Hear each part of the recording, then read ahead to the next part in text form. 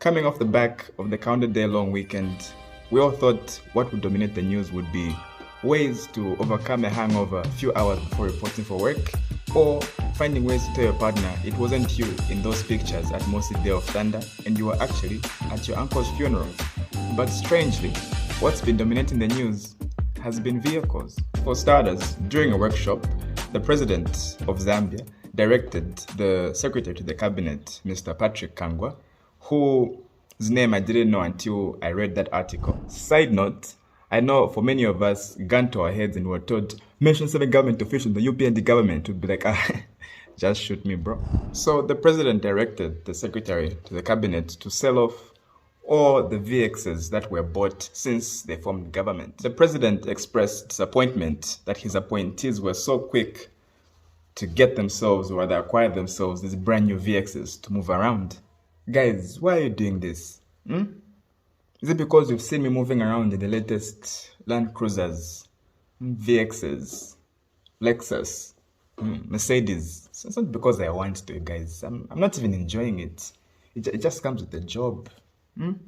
So you should sell yours, okay?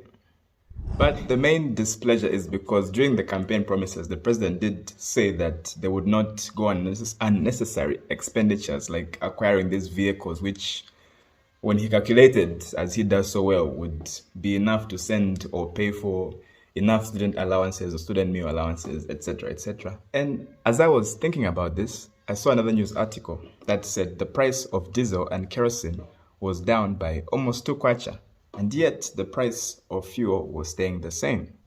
Of course, this was attributed somehow to the war in Ukraine, the increased supply and demand of oil in the international market, and also how the kwacha has been performing against the dollar.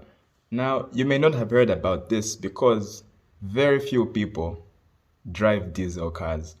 Do you remember those days, for those who were fortunate enough to have parents or have friends who have parents who owned nice cars? You would gather a 50 kwacha. You would go around, get all your friends, mwaenda che somewhere, magulana autumn harvest, mbeba ponacha. I mean, mapita na maconchlet.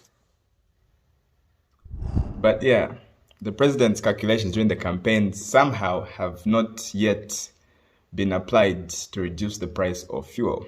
Anyway, we continue to wait. The big one, earlier today, police, I'm not sure if it's raided, stormed, or just showed up at former President Edgar Lungu's house.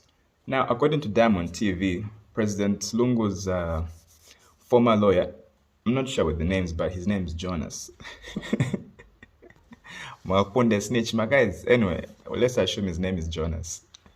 It is Jonas. Now, he expressed that the police were at the residence in search of 3 vehicles and 1 title deed.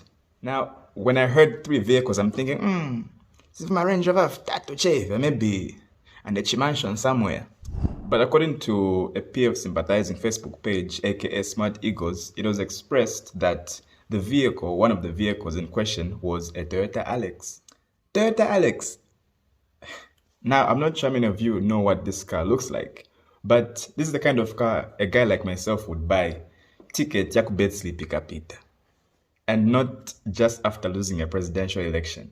However, the lawyers did express that the police did not have a search warrant or a permit to be at the residence, and so this only leaves room for much speculation. What were they looking for? Is it just a car, or is it not a car?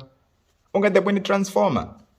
It is the new world. Here's a short story. There's this series I love to watch called The Blacklist, where this world-renowned criminal known as Reddington uses the FBI to get some criminals who he feels are his competition. Now, one episode, they went after a car. So the FBI thought they're looking for the person in the car, but turns out it was the car that was important.